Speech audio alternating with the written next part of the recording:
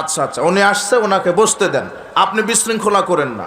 উনি সম্মানী মানুষ, ওনাকে সম্মানের সাথে, বিনয়ের সাথে, নম্রতার সাথে, শিষ্টাচারের সাথে একদম সাইলেন্ট পরিবেশে তাকে বসার সুযোগ করে দেন। ওনার সময় উনি কথা বলবেন, আমরা বিশৃঙ্খলা দেখতে চাচ্ছি না, আপনি এই দিকে লক্ষ্য করেন। বলছিলাম উপস্থিত বৈঠকের মুসলিম দিনী ভাই বোন, হাদিস থেকে বোঝা যায় দুই শ্রেণীর মানুষের জন্য দোয়া করা হারাম। হাদিস থেকে বোঝা যায় দুই শ্রেণীর মানুষের জন্য দোয়া করা হারাম। তার একটা আমি বলেছি, বলেন তো মনে আছে কিনা? হ্যাঁ, হারামখোর। দুই শ্রেণীর মানুষের জন্য দোয়া করা হারাম, যেটা হাদিস থেকে বোঝা যায়। তার এক হচ্ছে হারামখোর, যারা জনগণের টাকা চুরি করে, যারা সুদ খায়, যারা ঘুষ খায়, যারা দুর্নীতির সাথে জড়িত আছে, যারা মাদক সেবন করে, বিড়ি সিগারেট জর্দা গুলিয়া বা ফেন্সিডিল, এদের জন্য দোয়া করা হারাম। তবে একটা দোয়া করবেন, আল্লাহ এই হারামখোরকে তুমি হেদায়েত দান করো, হেদায়েতের দোয়া করবেন, এছাড়া অন্য কোনো দোয়া করা যাবে না। এরপরে দ্বিতীয় শ্রেণী হচ্ছে উলঙ্গ বেহায়া নারী।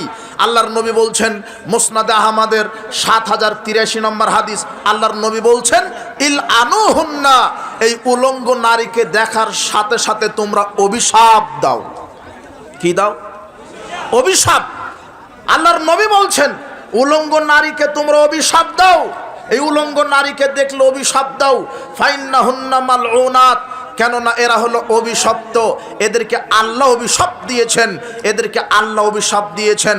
ওমর ইবনুল খাত্তাব রাদিয়াল্লাহু আনহু বলেন, রাসূল সাল্লাল্লাহু আলাইহি ওয়াসাল্লাম বলেছেন, সালাসাতুন লা ইয়ানজুরুল্লাহু ইলাইহিম ইয়াউমাল কিয়ামা, তিন শ্রেণীর মানুষের উপরে আল্লাহ সুবহানাহু ওয়া তাআলা বিচারের মাঠে দয়ার দৃষ্টিতে তাকাবেন না। তিন শ্রেণীর মানুষের উপরে, তিন শ্রেণীর মানুষের দিকে দয়ার দৃষ্টিতে আল্লাহ বিচারের মাঠে তাকাবেন না। তার এক, আক্কু লিওয়ালিদাইহি, পিতামাতার অবাধ্য সন্তান, তার দিকে দয়ার দৃষ্টিতে তাকাবেন না। দুই, অল মারআতুল মুতারাজ্জিলাত, যে নারী পুরুষের শার্ট গেঞ্জি প্যান্ট, পুরুষের পোশাক পরে চলে, উলঙ্গ নগ্ন হয়ে ঘুরে, এই নারীর দিকে আল্লাহ রহমতের দৃষ্টিতে তাকাবেন না। তিন, আদ-দায়ুস, দায়ুসের দিকে আল্লাহ রহমতের দৃষ্টিতে তাকাবেন না। রহমতের দৃষ্টিতে দায়ুস যিনি, যার স্ত্রী, যার মেয়ে ল্যাংটা হয়ে উলঙ্গ হয়ে ঘুরে, এর দিকে আল্লাহ বিচারের মাঠে দয়ার দৃষ্টিতে তাকাবেন না। এক, যারা ল্যাংটা হয়ে ঘুরে, তাদের দিকে আল্লাহ দয়ার দৃষ্টিতে তাকাবেন না। দুই, যারা পিতামাতার অবাধ্য সন্তান, এদের দিকে বিচারের মাঠে আল্লাহ দয়া দৃষ্টিতে তাকাবেন না। তিন, যার স্ত্রী, যার মেয়ে ল্যাংটা হয়ে ঘোরার সুযোগ দেয়, এই মানুষের উপরে আল্লাহ বিচারের মাঠে দয়ার দৃষ্টিতে তাকাবেন না।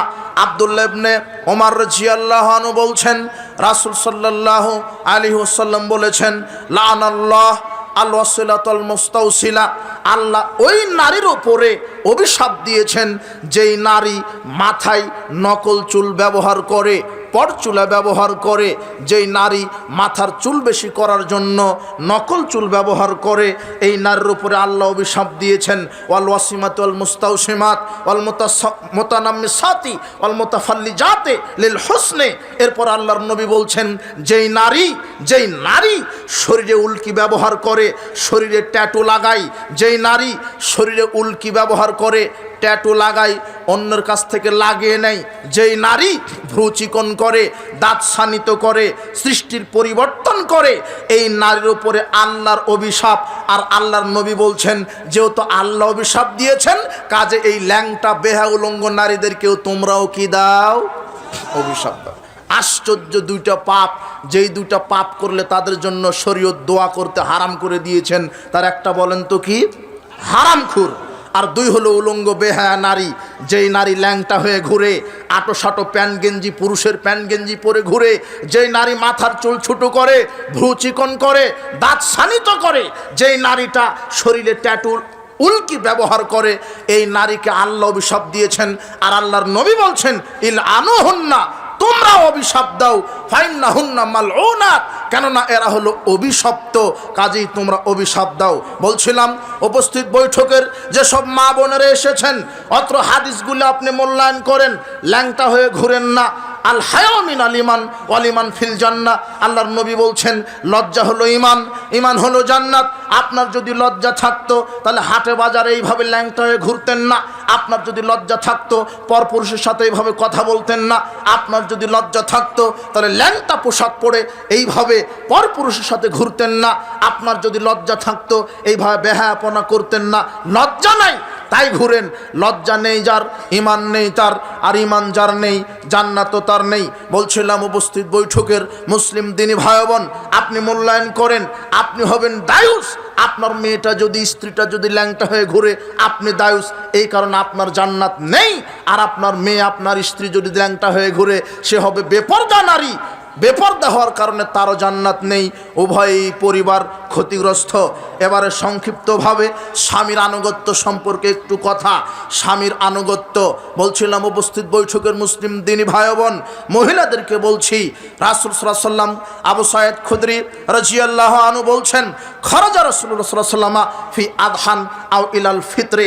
আল্লাহর নবী একদা ঈদুল আজহা অথবা ঈদুল ফিতরের দিন ইলাল মুসাল্লা, ঈদগাহের মাঠে গেলেন। ফামারা আলান নিসায়ে, ঈদের সালাত শেষ করে মহিলাদের সামনে গেলেন। মহিলাদের সামনে গিয়ে বলছেন, ইয়া মাশারান নিসা, হে মহিলা সম্প্রদায়, তাসাদ্দাকনা, তোমরা দান সদকা বেশি বেশি করো। ফাইন্নী উরিতুকুন্না আকসারা আহলিন নার, কেননা আমি তোমাদেরকে বেশি বেশি জাহান্নামে দেখছি। ফাকুলনা বিমা ইয়া রাসূলুল্লাহ, তখন মহিলারা বলছেন, আল্লাহর নবী, মহিলারা কেন বেশি বেশি জাহান্নামী, কি কারণে আমরা বেশি বেশি জাহান্নামী? তখন আল্লাহর নবী বললেন, তাকফুরনাল আশিরা, তোমরা বেশি বেশি স্বামীকে অবমূল্যায়ন করো, স্বামীকে প্রাধান্য দাও না, স্বামীকে ভক্তি শ্রদ্ধা করো না, স্বামীর অকৃতজ্ঞতা তোমরা প্রকাশ করো, তোমরা কৃতজ্ঞতা স্বীকার করো না। ও তাকফুরনাল আশিরা, স্বামীকে তোমরা মূল্যায়ন করো না। তাকসুরুল্লাহ লানা, এরপরে তোমরা বেশি বেশি অভিশাপ দাও। মারা আই তুমি নাকিসাতি আকলিন ও দ্বীনিন আযহাবা লিলুব্বি রাজুলি হাজিমিন হাদাকুন্না। এরপরে তৃতীয় কারণ বলছেন, নারীরা বেশি বেশি উলঙ্গ হয়ে চলে, নারীরা বেশি বেশি উলঙ্গ হয়ে চলে, পুরুষদের ঈমানকে নষ্ট করে। তাই তো আল্লাহর নবী বলছেন, মা তারাক্তু বাদি ফিতনাতান আদর আলা রিজালি মিনান নিসায়ে, আমি পুরুষের জন্য সবচাইতে মারাত্মক যেই ভাইরাসটা ছেড়ে যাচ্ছি পুরুষের ক্ষতির জন্য, সেটা হলো উলঙ্গ নারী। একজন পুরুষের জন্য সবচাইতে ক্ষতিকর বস্তু হচ্ছে উলঙ্গ ল্যাংটা বেহায়া নারী। হে যুব সমাজ, হে যুবক, তোমাদেরকে বলছি, নারীর ফাঁদে পা দিবে না। তোমার জন্য আল্লাহ নারী নির্ধারণ করেছে, একটা নয়, দুটা নয়, ক্ষমতা সামর্থ্য থাকলে 4টা নারীর ব্যবস্থা করেছে। তুমি একটা পিছনে ছুটতে গিয়ে ঈমান হারাচ্ছ, ইবাদত নষ্ট করছো, পরকাল নষ্ট করছো, সাবধান। আল্লাহর নবী বলছেন, পুরুষের জন্য সবচেয়ে ক্ষতিকর প্রাণী হচ্ছে একজন ভয়াবহ, সেটা হলো নারী। নারীকে অবমূল্যায়ন, নারীকে ল্যাংটা হয়ে ঘুরিয়ে সুযোগ দিলে নারী পুরুষের ঈমানকে নষ্ট করে দেয়। বলছিলাম উপস্থিত বৈঠকের মুসলিম দিনী ভাই বোন, সর্বশেষ যে কথা, আব্দুল্লাহ ইবনে আব্বাস রাদিয়াল্লাহু আনহু বলছেন, রাসূল সাল্লাল্লাহু আলাইহি ওয়াসাল্লাম আমাদেরকে বললেন, আলা উখবিরুকুম মিন আহলিল জান্নাহ, এই আমি কি তোমাদেরকে জান্নাতবাসীর খবর দিব না? আমি কি তোমাদেরকে জান্নাতবাসী কারা এটা খবর দিব না? সাহাবীগণ বললেন, হ্যাঁ বলেন, জান্নাতবাসী কারা বলেন। তখন আল্লাহর নবী বলছেন, আন্নাবিউ ফিল জান্নাহ, নবীগণ জান্নাতি, ও সিদ্দিক ফিল জান্নাহ, সিদ্দিকগণ জান্নাতি, শহীদ ফিল জান্নাহ, শহীদগণ জান্নাতি, ও মাউলুদুন ফিল জান্নাহ। একটা মিনিট, দাদা অনেক কষ্ট করে আইছি, মাফ করে দে, মাফ করে দে। আমি শেষ করে দিই। না না না, আমার দাদা আমার অনেক কষ্ট করে আইছি, দাদা মাফ চাই নিয়েছি 2টা মিনিটে। আচ্ছা, তোমরা মাফ চাইছি না, তোমরা কথা কাউ করে মাশাআল্লাহ, আলহামদুলিল্লাহ।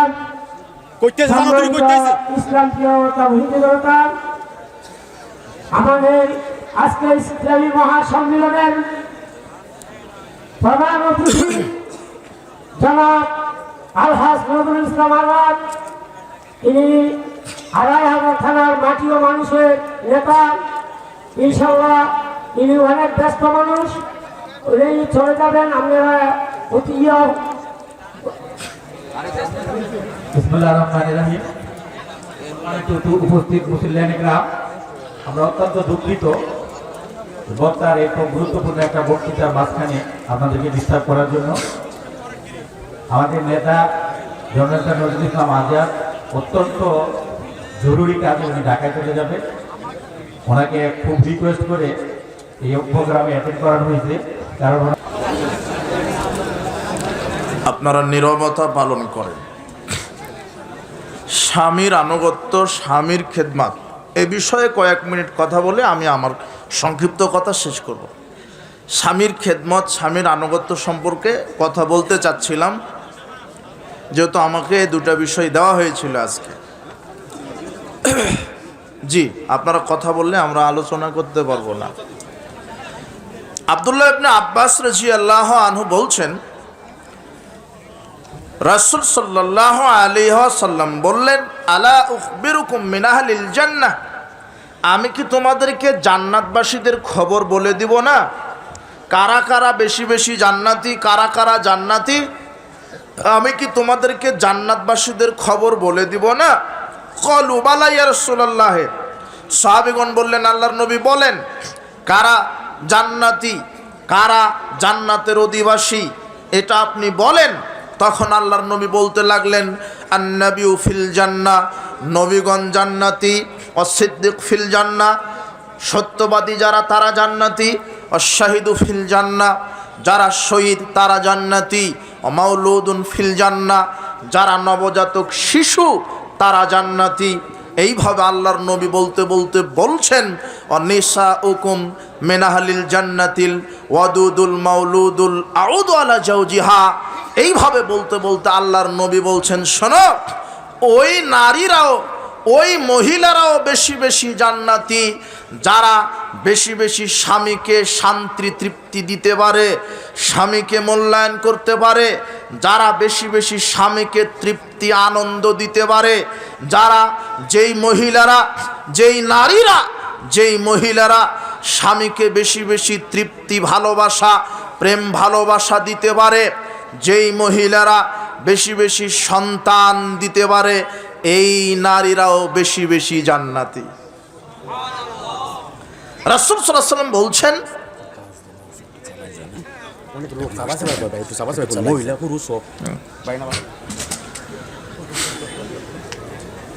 আল্লাহর নবী বলছেন, আমি কি তোমাদেরকে জান্নাতবাসীদের খবর বলে দিব না? সাহাবীগণ বললেন, জি আপনি বলেন। রাসূল সাল্লাল্লাহু আলাইহি ওয়াসাল্লাম বলতে লাগলেন, দেখেন কেমন একটা সিরিয়ালে বলছেন, এখানে নারীদেরকে কত মূল্যায়ন করেছেন। বেপরদা নারীতে নারীদেরকে বিভিন্নভাবে শব্দের মাধ্যমে বলা হয়েছে, কিন্তু ইসলাম নারীকে মর্যাদা দিয়েছে। এখন নারীদের মর্যাদায় কিছু সামনে কথা আসতে পারে, এখানে আপনার মূল্যায়ন, মনোযোগিতা কামনা করছি। আপনি এই দিকে লক্ষ্য করেন। আল্লাহর নবী বলছেন, আমি কি তোমাদেরকে বলে দিব না জান্নাতবাসীদের খবর? সাহাবীগণ বললেন, জি আপনি বলেন, জান্নাতবাসী কারা? আল্লাহর নবী তখন বলতে লাগলেন, শোনো, নবীগণ জান্নাতি, সিদ্দিকগণ জান্নাতি, শহীদগণ জান্নাতি, যারা নবজাতক শিশু, ছোট বাচ্চা অবস্থায় মারা গেছেন তারা জান্নাতি। এরপরে আল্লাহর নবী বলছেন, ওয়ানিসাউকুম মিন আহলিল জান্নাতিল ওয়াদুদুল আউদু ওয়াদুদুল মাউলুদুল আউদু আলা। আল্লাহর নবী বলছেন যে ওই নারীরাও বেশি বেশি জান্নাতি, যারা বেশি বেশি স্বামীকে প্রেম ভালোবাসা দিতে পারে, স্বামীকে মূল্যায়ন করতে পারে, স্বামীকে আদর যত্ন করতে পারে, আর বেশি বেশি সন্তান দিতে পারে, এই নারীরাও জান্নাতি। বেশি বেশি সন্তানের কথাটা যখন আসলো, তখন আপনাদেরকে একটা কথা বলি। আল্লাহর নবী বলছেন যে তাজাওয়াজুল ওয়াদুদুল ওয়ালুদা, তোমরা ওই নারীকে বেশি বেশি বিবাহ করো যেই নারী বেশি বেশি সন্তান দিতে পারে। ফা ইন্নী মুকাসিরুম বিকুমুল উমামা, কেননা আমি বিচার মাঠে গর্ব করব যে আমার উম্মতের সংখ্যা সবচাইতে বেশি। আল্লাহর নবী বলছেন যে ওই নারীকে বিবাহ করো যেই নারী বেশি বেশি কি দিতে পারে? সন্তান। এখন কিভাবে বুঝবেন যে ও বেশি দিবে না কম দিবে? তো বিবাহই তো করেননি। আল্লাহর নবী বলছেন, তুনকাহুল মারাতুলি আরবাইন, নারীকে চারটা জিনিস লক্ষ্য করে বিবাহ করে মানুষ। তার এক, লিমালেহা, তার সম্পদ। লিহাসাবিহা, তার বংশ। এই যে বংশ দেখা লাগবে, বংশ মানে ওই নারীর মা, খালা, ফুপুর কয়টা বাচ্চা। ওর মায়ের যদি 10টা হয় তাহলে ওই আপনার স্ত্রীও 10টা দেওয়ার সম্ভাবনা আছে। এটা হলো বংশ, এটা হলো জিনগত। আল্লাহর নবী এই কথা বলছেন। ওর মা, খালা, ফুপুকে দেখো, ওর মা খালার যদি 8টা 10টা থাকে তাহলে আপনার স্ত্রীর সম্ভাবনা আছে। যদি 1টা 2টা হয় আর হয় না, তাহলে বুঝতে হবে এরকম। কাজে ওকে বিবাহ করতে আল্লাহর নবী নিরুৎসাহিতই করলেন, বললেন না। তিনি উৎসাহিত দিলেন যেই নারী বেশি বেশি কি করতে পারে, বাচ্চা দিতে পারে।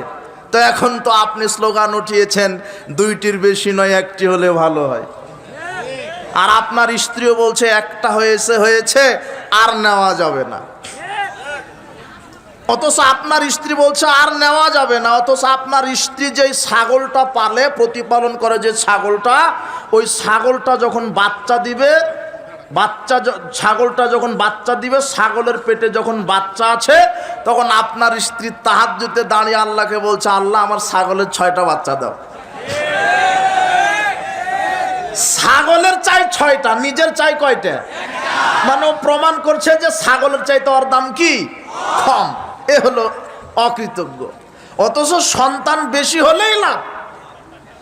আপনি আজকে গিয়ে বলবেন যে সন্তান বেশি নিতে হবে, প্রস্তুতি নাও, রেডি হও। সন্তান নিতে হবে কমপক্ষে 8টা, কমপক্ষে 10টা। 10টা যদি সন্তান হয়, 10টা ছেলে আর আপনি 11, একটা ফুটবল টিম হয়ে গেল। অন্তত 11 জন যদি আপনারা বাপ বেটা হন, তাহলে আপনার এই নরসিংদী জেলাটা আপনাদের একাই। 11 জন বাপ বেটা যদি লাঠি নিয়েও দাঁড়ান, সামনে কেউ আসবে না। তাহলে শক্তিতে বেশি, তাই বলে মারামারি করতে বলিনি, শক্তিটা বুঝাই দিলাম। একতা বেশি, ইউনিটি বেশি হবে, শক্তি বেশি হবে, টাকাও বেশি হবে। 10টা সন্তানের মধ্যে 5টায় যদি কেউ আমেরিকা, কুয়েত, কাতার, সৌদি, মালয়েশিয়াতে থাকে, দেখবেন যে মাসে শুধু টাকা আর টাকা। টাকাও বেশি, শক্তিও বেশি। আবার 10টার মধ্যে যদি কেউ একটা সন্তান দুধ খেতে খেতে মারা যায়, আল্লাহ এই দুধের বাচ্চাকে বিচার মাঠে এমন ক্ষমতা দিবেন যে পিতামাতার কাপড় টেনে জান্নাতে ঢুকিয়ে দিবেন। তো আপনি নিয়েছেনই একটা, মরে কয়টা, থাকে কয়টা, বাঁচে কয়টা। আবার বলছে যে একে ধনির দুলাল বানাবো। ধনির দুলাল, এক বাপের এক ছেলে, তাই তো বাংলা ইংরেজি ছাড়া খায় না ও। কথা বুঝেননি মনে হয়? সুজুকি জিক্সার নিয়ে পিক আপ টানার বলে আমি এক বাপের এক বেটা। আপনিও কিছু বলতে পারেন না, বললেই নাকি গলায় দড়ি দিবে, বিষ খাবে। আপনিও মাহরুম। এক বাপের এক বেটা, খুব বিপদ। আবার পেটে আসতেই নিয়ত করে একে জানোয়ার বানাবো অথবা ডাক্তার নামের সিটার বানাবো। বাটপাট, ও জানোয়ার নিয়ত করেছে। ইঞ্জিনিয়ার, মানে ইঞ্জিনিয়ারকে আমি জানোয়ার কেন বলি? ইঞ্জিনিয়ারকে বলছে যে এই যে 3000 কোটি টাকা থাকলো, আপনার ওই 300 ফিট থেকে নরসিংদী 50 কিলোমিটার রাস্তা সুন্দরভাবে করে দিবেন। এই জানোয়ার 3000 কোটি থেকে 1500 কোটি টাকায় গায়েব করে দিয়েছে। আর 1500 কোটি টাকা দিয়ে রাস্তা নির্মাণ করেছে। তাই তো রাস্তা চলার কথা ছিল 10 বছর, যায় 2 বছর। ব্রিজটা, কালভার্টটা যাওয়ার কথা ছিল 20 বছর, 1 বছর না যেতেই বাঁশ দিয়ে ব্রিজ করে দিয়েছে তোমার নেতা। একে সরকার ঠিকই টাকা দিয়েছিল, দুর্নীতিবাজ। আপনি এই ইঞ্জিনিয়ার তৈরি করেছেন, ডাক্তার তৈরি করেছেন, ডাক্তার নামের বাটপাট, যে প্রেসক্রিপশনে লিখে যেই কোম্পানি ঘুষ দিয়েছে ওই কোম্পানির ওষুধ ছাড়া ভালো কোম্পানি লেখে নাই। হলো বাটপাট। একে আপনি তৈরি করছেন, নিয়তি করছেন। এই আর বাংলাদেশে নার্সারি তৈরি হয়েছে, তাই না? নার্সারি কেজি 1 পোয়া আদেশের তৈরি হয়নি, 1 পোয়া আদেশের কেজি। এদের ক্লাস দিয়েছেন। শয়তানের কি বুদ্ধি, যারা এই ছোট ছোট বাচ্চা, এদের ক্লাস দিয়েছে ফজরের পরে থেকেই। এরা ফজরের পর থেকে ক্লাস করবে। কেন জানেন? ফজরের পর থেকে দেখেন এই বাচ্চাটা উঠতে চায় না ফজরে, মা পিটায়া পিটায়া উঠাই, মুখে পানি দিয়ে উঠে কান্না করে। উঠানোর পরে ওর ব্যাগ, ওর বই ওর কাঁধের উপরে ঝুলিয়ে দেয়। ওর ব্যাগের ওজন ওর চাইতে বেশি। বাচ্চা যেতে চায় না, শুধু ABCD ক খ গ ঘ 1 2 পড়বে। এই কারণে ইংরেজিতে পড়াবেন এই কারণে। ও ফজরের পরে ক্লাস প্লে গ্রুপে, কিন্ডার গার্ডেন, নার্সারি, কেজিতে ফজরের পরে ক্লাস শুরু করেছেন। আর এখন আবার সিস্টেম হয়েছে যে ওই ছাত্রর সাথে মা ফ্রি। কেজিতে যেতে হবে ওই ছোট বাচ্চার সাথে মাকেও যেতে হবে। ওই কেজির মাস্টার বলছে, ভাবি এসেছেন, বসেন ভাবি এখানে বসেন। ওই ভাবিদের জন্য আলাদা গেস্ট রুম থাকে। আধা ঘন্টা ক্লাসের 15 মিনিট ক্লাস করে স্যার ভাবিদের সাথেই। এই হলো কিন্ডার গার্ডেন প্লে গ্রুপ। তো কথা আমি এটা এখানে বলছি না, এটা বোঝাতে চাইনি, বোঝাতে চাচ্ছি শয়তানের পরিকল্পনা। এই যে কেজিতে, এই যে প্লে গ্রুপে আপনার সন্তানকে পড়ালেন, আপনি এই যে কেজিতে এই যে ফজরের পরে যে ক্লাসটা দিল, কিভাবে ক্লাস রুটিন তৈরি করলো, তার মানে শয়তানের একটা চক্রান্ত। এই ছোট বাচ্চাকে ফজরের পরে এই ABCD ক খ গ পড়তে দিয়েছে, মানে একে কোরআন পড়া থেকে কিভাবে দূরে রাখা যায় এই চক্রান্ত এরা করেছে। এই সময় তো সে আলিফ বাতা পড়বে মক্তবে, কিন্তু ওকে কেজিতে ভর্তি করা দিয়েছে। আর যারা কলেজ ইউনিভার্সিটিতে পড়ে, শয়তানের কি বুদ্ধি, এদের ক্লাস দিয়েছে দুপুর 12টার থেকে 11টা থেকে। কেন? এই যে যারা কলেজ ইউনিভার্সিটিতে যে যুবক যুবতী পড়ে, এরা তো মোবাইলে জেনা করবে রাত 2টা পর্যন্ত। এরা গেমস খেলবে, জুয়া খেলবে, মদ পান করবে, 31st নাইট পালন করবে। তো এদেরকে যদি সকাল সকাল ক্লাস দিয়ে, এরা তো ট্রেন ফেল করবে। এই জন্য শয়তান এদেরকে 11টা 12টার থেকে ক্লাস দিয়েছে। আর দুধের বাচ্চাদেরকে ক্লাস দিয়েছে শিশু, যারা একেবারে নবজাতক শিশু, এদের ক্লাস ফজরের পরে, মানে যাতে এরা কোরআন শিখতে না পারে। আপনি 5,000 টাকা মাস খরচ করে, 20,000 টাকা মাস খরচ করে ইংরেজিতে পড়ান কিন্ডার গার্ডেনে প্লে গ্রুপে, আর 500 টাকা খরচ করে মক্তবে পড়াতে পারেন না, তো আপনি বৃদ্ধাশ্রমে থাকবে না, তা আলেমের পিতামাতা বৃদ্ধাশ্রমে থাকবে? আপনি থাকবেন। আপনার ছেলে মেয়েকে মক্তবে পড়ান, ইনশাআল্লাহ বাংলাদেশের প্রত্যেকটা অলিতে গলিতে মক্তব চালু হয়ে যাবে ইনশাআল্লাহ। দোয়া করি আমাদের ইমানি চেতনা ফিরিয়ে আনতে হবে। বলছেন উপস্থিত বৈঠকের মুসলিম দিনী ভাই বোন, আপনি সচেতন হন, আপনার ছেলে মেয়েকে কি শিক্ষা দিচ্ছেন। আমি ABCD ক খ গ ঘ এগুলি শিক্ষা দিতে নিষেধ করছি না। আমার ছেলে মুসলিম, আমার ছেলে আগে ইকরা বিসমি রাব্বিকাল্লাযী খালাক, আগে কোরআন শিখবে, তারপর অন্যটা শিখবে। আগে আমি নার্সারিতে পড়াবো কেন? নার্সারি প্লে এগুলি হলো নাস্তিক তৈরির একটা কারখানা। এখন মডার্ন হয়েছে। একটা ছেলে ইংরেজিতে পাটুর পুটুর করে কথা বলতে শিখেছে, একটু ক্যাডেট কলেজে পড়ে, ইংলিশ মিডিয়ামে পড়ে। একে যদি আপনি বলেন, ভাই ডান হাতে পানি খেতে হয়, ও বলছে এখনো ইসলাম মানতে হবে, বাম হাতে খাওয়া স্টাইল। কথা বুঝেননি মনে হয়? এই ছাগল বাম হাতে খায়, পেয়ারাটা খায়, আপেল খায় বাম হাতে খায়, দাঁড়িয়ে খায় পানি, সিগারেটটা টান দিয়ে ফু উপরের দিকে তাকায় থেকে ফু গেল কদ্দূর। অথচ যেটা কুকুরেও খায় না সেটা ওই খায়, ওর শিক্ষক খায়। আর দেশের হুজুররা জর্দা খায়, ওরা বলে মকরুহ। যেটা কুকুর সিগাল বানর কেউ খায় না। ওর লজ্জা শরম হওয়া তো দরকার। যেটা বিড়ি সিগারেট জর্দা গুলিয়া বা খাও, দাও বাম হাতে খাও, ডান হাতে খেতে হবে হালাল খাবার, বিসমিল্লাহ বলে খেতে হবে, বসে খেতে হবে। আপনার ছেলেকে ইঞ্জিনিয়ার তৈরি করে কি করলেন? সে বাম হাতে খায়, ডান হাতে খায় না। ডান হাতেই খাওয়া শিখে নো, কিসের শিক্ষিত? ও হলো মূর্খ। বলছিলাম সুন্দর শিক্ষা শিষ্টাচার দিতে হবে। ইসলাম নারীদেরকে মর্যাদা দিয়েছে। জাহেলি যুগে নারীদেরকে পুঁতে রাখত, নারীদেরকে জীবন্ত কন্যা সন্তানকে মাটি চাপা দিয়ে পুঁতে রাখত।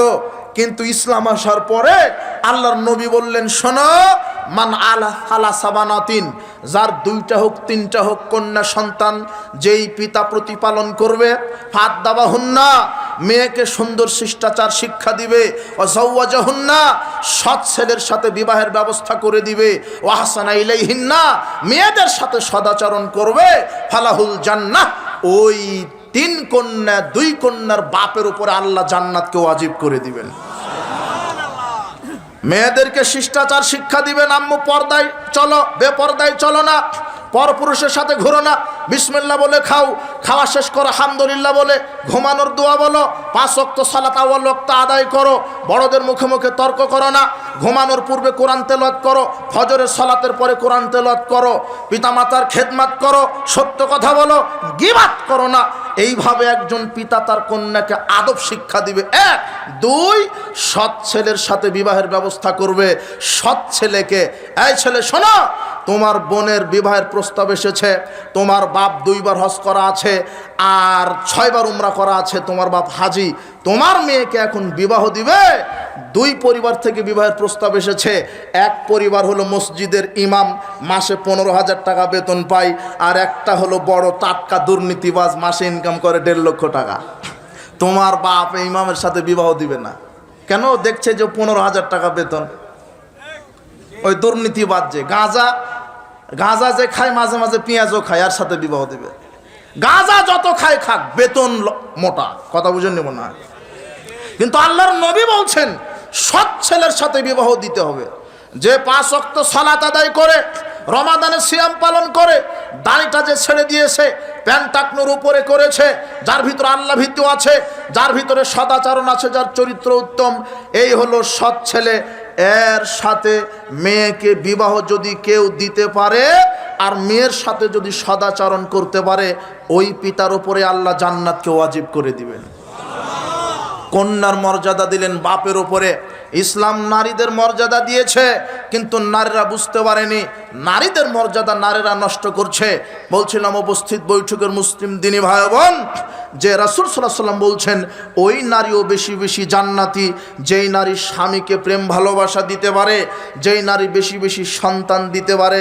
তাই বেশি বেশি সন্তান দিতে পারে এমন যেন মেয়েকে আপনি বিবাহ করতে পারেন, এমন মহিলাকে যে সন্তান বেশি হলে দুনিয়াতে লাভ, পরকালে লাভ, দুনিয়াতে লাভ, পরকালে লাভ। এই জন্য আমি এটা জরুরি মেসেজ দিচ্ছি, শোনেন। টাকার দিকে শুধু দেখলেন, আপনার যদি 10টা সন্তান হয়, 10টা সন্তান যদি প্রতিদিন 5 ওয়াক্ত করে সালাত আদায় করে, তাহলে প্রতিদিন 50 ওয়াক্ত। 50 ওয়াক্তের সালাত আপনি পিতা হিসেবে আপনার আমল নামাতে অ্যাডভান্স যোগ হয়ে যাবে। কথা বুঝেন নেব না? নেকির দিকেও বেশি। যে আপনি আপনার ছেলেকে শিক্ষা দিয়েছেন যে 5 ওয়াক্ত সালাত আদায় করো, আল্লাহর নবী বলছেন কেউ যদি কাউকে আমলের কথা বলে আর ওই আমলটা যদি ওই ব্যক্তি করে, ও যত নেকি পাবে, যে দাওয়াত দিয়েছে অনুরূপ নেকি পাবে। তো আপনি আপনার ছেলেকে বলছেন বেটা বেটি সালাত আদায় করো। আপনার 10টা সন্তান যদি প্রতিদিন 5 ওয়াক্ত সালাত আদায় করে, 5 10 50 ওয়াক্ত, ওরা 10 জনে পাবে 5 ওয়াক্ত করে করে, আর আপনি একাই পাবেন 50 ওয়াক্ত। কথা বুঝেননি মনে হয়? তাহলে দুনিয়াতে লাভ, দুনিয়াতে লাভ, পরকালে লাভ, জান্নাত। আজকে স্ত্রীকে গিয়ে বলবেন বক্তব্য আজকে শুনে আসলাম, কমপক্ষে 8টা নিতে হবে। যদি বলে পারবো না, শুধু একটা মারবেন যে তাহলে দ্বিতীয় আর একটা বিবাহ করব, তখন বলবে যে তাহলে 16টা দিতে রাজি আছি। কথা বুঝেননি মনে হয়? শোনেন, সন্তান যেটা আসবে সেটা আপনার রুজি খাবে না, ও আকাশ থেকে রুজি নিয়ে আসবে পৃথিবীতে। আর অনেক যুবক বলছে যে নিজের পায়ে খাড়াতে হবে তারপরে বিবাহ। তুমি ভুল শুনেছ। নিজের পায়ে খাড়াতে বলতে কি হচ্ছে? হাত পা আছে, পরিশ্রম করবে, তাড়াতাড়ি বিবাহ করো। বর্তমান সমাজে জেনাকে সহজ করে দেওয়া হয়েছে আর বিবাহকে কঠিন করা হয়েছে। বিবাহ কঠিন বলেই তো জেনা বেশি হয়ে গেছে আজকে। অভিভাবকদেরকে বলবো মেয়ের বালেগ হওয়ার সাথে সাথে বিবাহ দিয়ে দিবেন। বলছে মেয়ের বয়স হয়নি, কেবলে ঢাকা বিশ্ববিদ্যালয়ে পাশ করলো, বিবাহের বয়স হয়নি, কিন্তু ওর 50টা স্বামী পার হয়ে গেছে। আর তাই তো বিবাহ দিলে টিকে না। এখন দেখবেন সেকেন্ডে সেকেন্ডে তালাক। ও ছাত্র জীবনে একজনের সাথে ছিল, জোর করে আর একটার সাথে বিবাহ দিলেন, থাকবে না তো, ছিঁড়ে চলে আসবে। ও টিকছে না সংসার। তালাকের সংখ্যা বেড়ে যাচ্ছে। না ইসলামী পরিবার, না নিয়ন্ত্রণহীন পরিবার আছে, কোনো নিয়ন্ত্রণ নেই। এই জন্য ইসলামী প্র্যাকটিস থাকতে হবে, ইসলাম মেনে চলতে হবে। ইসলাম যেখানে নাই শান্তি সেখানে নাই, যেখানে ইসলাম আছে সেখানে শান্তি আছে। বলছিলাম যে রাসূল সাল্লাল্লাহু আলাইহি সাল্লাম বলছেন ওই নারী বেশি বেশি জান্নাতি যেই নারী স্বামীকে শান্তি দিতে পারে, স্বামীর খেদমত করতে পারে, স্বামীকে মূল্যায়ন করতে পারে, আর যেই নারী বেশি বেশি সন্তান দিতে পারে এই নারী বেশি বেশি জান্নাতি। আব্দুল্লাহ ইবনে আবি আওফা রাদিয়াল্লাহু আনহু বলছেন, রাসূল সাল্লাল্লাহু আলাইহি ওয়াসাল্লাম বলেছেন, ওয়াল্লাযী নাফসু মুহাম্মাদিন বিয়াদিহি, আল্লাহর নবী বলছেন সেই সত্তার কসম করে বলছি, লা তুআদ্দিল মারাতু হাক্কা রাব্বিহা লা তুআদ্দি হাক্কা জাওজিহা, ওই নারী ততক্ষণ তার রবের হক আদায় করতে পারে না যতক্ষণ না সে তার স্বামীর হক আদায় না করে। যে স্বামীর হক আদায় করে না সে তার রবের হক আদায় করতে পারে না। আবু উমামা বাহিলি রাদিয়াল্লাহু আনহু বলছেন, রাসূল সাল্লাল্লাহু আলাইহি ওয়াসাল্লাম বলেছেন, ইসনানে লা তুজাইজু সালাতুহুমা রুসাহুমা, দুই শ্রেণীর মানুষের সালাত আল্লাহ কবুল করবেন না, দুই শ্রেণীর মানুষের সালাত আল্লাহ কবুল করবেন না। এক, আব্দুন মিন মাওয়ালিহি, আব্দুন আবাকা মিন মাওয়ালিহি, ওই দাস বা দাসী যে তার মুনিবকে না বলেই পালিয়ে চলে গেছে, এই দাস বা দাসীর সালাত সিয়াম আল্লাহ কবুল করবেন না। ওমরাতুন আসাদ জাওজাহা, আর ওই স্ত্রীর ওই মহিলার সালাত আল্লাহ কবুল করবে না যেই মহিলা স্বামীর অবাধ্যতা দেখায়, স্বামীর শুকরিয়া আদায় করে না। উপস্থিত বৈঠকের মুসলিম দিনী ভাই ও বোনদেরকে বলছি, রাসূল সাল্লাল্লাহু আলাইহি ওয়াসাল্লাম বলছেন ওই মহিলার সালাত কবুল হবে না যেই মহিলা স্বামীর সাথে দুর্ব্যবহার করে, স্বামীকে যথেষ্ট মনে করে না, স্বামীকে মূল্যায়ন করে না, স্বামীর শুকরিয়া আদায় করে না, স্বামীকে অত্যাচার করে, স্বামীর উপরে নির্যাতন করে, এই মহিলার সালাত আল্লাহ কবুল করবেন না। এই মহিলার সালাত আল্লাহ কবুল করবেন না। এই মহিলার সালাত আল্লাহ বিচারের মাঠে কবুল করবেন না। হাদিসটা কত ভয়াবহ। আবু হুরায়রা রাদিয়াল্লাহু আনহু বলছেন, রাসূল সাল্লাল্লাহু আলাইহি ওয়াসাল্লাম বলেছেন, লাউ কুনতু উমিরা আহাদান আই ইয়াসজুদা লিআহাদিন লামারতুল মারআতা আন তাসজুদা লিজাওজিহা। আল্লাহর নবী বলছেন, আমি যদি মানুষ হয়ে মানুষকে সেজদা করার জন্য আদেশ করতাম, নির্দেশ করতাম, তাহলে পৃথিবীতে যত মহিলা আছে তাদেরকে আমি বলতাম তারা যেন তার স্বামীদেরকে সেজদা করে। আমি যদি মানুষ হিসেবে মানুষকে সেজদা করার আদেশ করতাম, নির্দেশ দিতাম, তাহলে আমি পৃথিবীর সমস্ত মহিলাদেরকে বলে দিতাম যে তোমরা তোমাদের স্বামীকে সেজদা করো। স্বামীকে মূল্যায়ন করতে হবে, স্বামীকে মূল্যায়ন করতে হবে। স্বামীকে মূল্যায়ন করলে জান্নাত, না করলে জাহান্নাম। হোসাইন বিন মেহজান তিনি বলছেন, আমার ফুপু রাসূল সাল্লাল্লাহু আলাইহি ওয়াসাল্লামের কাছে যখন গেলেন, রাসূল সাল্লাল্লাহু আলাইহি ওয়াসাল্লাম আমার ফুপুকে দেখেই বলছেন, আযাতু যাওজিন আনতি, তোমার কি স্বামী আছে? ক্বালাত নাআম, আমার ফুপু বললেন হ্যাঁ। আমার ফুপু বলছেন হ্যাঁ আমার স্বামী আছে। কাইফা আনতি লাহু, তখন আল্লাহর নবী বলছেন তুমি তোমার স্বামীর জন্য কেমন? তখন তিনি বলছেন, মা আলুহুল্লা মা আজাস্তু আনহু, আমি আমার স্বামীর যথাযথই খেদমত মূল্যায়ন করি, কিন্তু আমার স্বামী আমাকে তেমন মূল্যায়ন করে না। আল্লাহর নবী বলছেন, ফাংজুরি আই নাংতি মিনহু, তুমি ধৈর্য ধরো, তুমি ধৈর্য ধরো। স্বামী যদি পাগল হয়, স্বামী যদি এমন কিছু আচরণ করে, তারপরও ওই স্ত্রী যদি ধৈর্য ধারণ করে স্বামীকে মূল্যায়ন করতে পারে, আল্লাহর নবী বলছেন, হে মহিলা তুমি ধৈর্য ধারণ করো, আই নাংতি মিনহু, তুমি তোমার স্বামীকে ছেড়ে দিয়ে কোথায় যাবে? তুমি তোমার স্বামীকে ছেড়ে দিয়ে কোথায় যাবে? ফাইন্নামা হুয়া জান্নাতুকা নারুকা, ফাইন্নামা হুয়া জান্নাতুকা নারুকে, স্বামী তোমার জান্নাতের কারণ, স্বামী তোমার জাহান্নামের কারণ। বলছিলাম উপস্থিত বৈঠকের মুসলিম দিনী বোন, আপনি আপনার স্বামীকে মূল্যায়ন করেন, আপনি আপনার স্বামীকে মূল্যায়ন করেন। আবু হুরায়রা রাদিয়াল্লাহু আনহু বলছেন, রাসূল সাল্লাল্লাহু আলাইহি ওয়াসাল্লাম বলেছেন, লা ইয়াহিল্লু লিল মারাতি আন তাসুমা জাওজুহা শাহিদুন ইল্লা বিইজনি, স্বামীর অনুমতি ছাড়া একজন স্ত্রী নফল সিয়াম রাখতে পারে না। ওয়ালা তাজানা ফি বাইতিল্লা বিইজনি, স্বামীর অনুমতি ছাড়া কোনো পুরুষকে নিজের বাড়িতে ঢুকিয়ে নিতে পারে না, প্রবেশ করিয়ে নিতে পারে না। বলছিলাম উপস্থিত বৈঠকের মুসলিম দিনী ভাই বোন, মুসলিম দিনী বোন, আপনাকে বলছি, আনাস রাদিয়াল্লাহু আনহু বলছেন, রাসূল সাল্লাল্লাহু আলাইহি ওয়াসাল্লাম বলেছেন, কোন নারী যদি চারটা কাজ করতে পারে, মা বোন আপনাকে বলছি, ইন্নাল মারাতা ইজা সাল্লাত খামসাহা, যদি কোনো নারী 5 ওয়াক্ত সালাত আদায় করতে পারে, সামাত শাহরাহা, রমাদানের সিয়াম পালন করতে পারে, ওয়াসানাত ফারজাহা, লজ্জায় স্থানের হেফাজত করতে পারে, ওয়াতাদ বালাহা, স্বামীর খেদমত করতে পারে, স্বামীকে মূল্যায়ন করতে পারে, স্বামীকে মেনে চলতে পারে, ফালতাদখুল মিন আইয়ুন আবওয়াবিল জান্নাতি 7, ওই নারীর জন্য আল্লাহ জান্নাতের 8টি দরজা খুলে দিয়ে রাখবেন। এই জন্য মা বোনদেরকে বলছি স্বামীকে মূল্যায়ন করেন, স্বামীকে মূল্যায়ন করেন। আর যুবকদেরকে বলছি যখন তোমরা বিবাহ করবে দেখে শুনে সতী সাধ্বী স্ত্রী মেয়েকে বিবাহ করবে যার চরিত্র সুন্দর, তাকওয়া সুন্দর, যে 5 ওয়াক্ত সালাত আদায় করে। সাদ বিন আবি ওয়াক্কাস রাদিয়াল্লাহু আনহু বলছেন, রাসূল সাল্লাল্লাহু আলাইহি সাল্লাম বলেছেন, আরবাউ মিনাস সাআদা, সৌভাগ্যের প্রতীক 4টি। যেই পুরুষের কাছে 4টা জিনিস আছে সে হলো ভাগ্যবান। কয়টা জিনিস? 4টি। সৌভাগ্যের প্রতীক 4টি। 1, আল মারাতুস সলেহা, সতী সাধবী স্ত্রী। সতী সাধবী তাকওয়া শিলা স্ত্রী যার সে সৌভাগ্যবান, আর দাজ্জাল মার্কা বউ যার সে হলো দুর্ভাগা। 1.5 লক্ষ টাকা বেতন পেলেও শান্তি হবে না, যেহেতু দাজ্জাল যদি থাকে। এসি বাড়ি গাড়ি হলেও শান্তি হবে না। আপনি বেতন উঠাবেন, ও বয়ফ্রেন্ড নিয়ে হাওয়ায় উড়িয়ে দিবে। সাবধান, যে স্বামীকে মূল্যায়ন করতে পারে না। আমার এক উস্তাদ বলছে যে বলো তো, যে পুরুষদেরকে জান্নাতে 70-72 এতটা করে হুর দিবে কেন? একটা দিলেই তো হতো। কথা বুঝেননি? তখন উস্তাদ ব্যাখ্যা দিয়ে বলছেন যে দুনিয়াতে নারীরা তাদের স্বামীকে মূল্যায়ন করতে পারেনি, এই জন্য পুরুষের জান্নাতে যেন খেদমতের অভাব না হয়, তাই পুরুষ যত স্ত্রী চাইবে আল্লাহ ততটা দিবে। 70,000 যদি চান, চাইতে দেরি, রেডি থাকতে দেরি নাই, যাতে খেদমতের ত্রুটি না হয়।